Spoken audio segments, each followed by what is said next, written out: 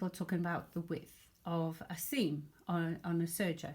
So what you have is you have a wide seam and you have a narrow seam.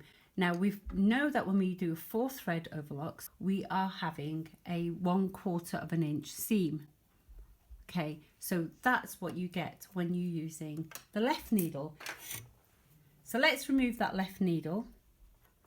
So I'm going to cut the thread here. I'm going to cut it at the top and remove it from here. There you go. Always draw it through that way. It doesn't matter if you don't, if you do go the other way. It's just good practice. And what I'm going to do is get a clean sheet, I suppose. We'll start on that side. So we know having a 4 thread overlock gives us a 1/4 of an inch. We've seen it. These markings are 1/8 of an inch, so 2/8 is the same as a 1/4. So 2 of these markings gives me a 1/4 of an inch. So if now I stitch, and it doesn't matter where I do stitch because I'm not doing the seam allowances. Let's follow that along.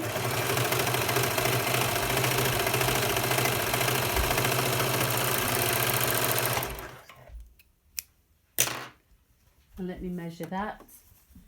That is, I haven't got the red thread to show you, so hopefully you can see this.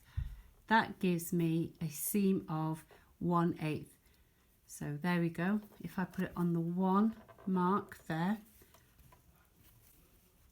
that stitch line is on the 1/8.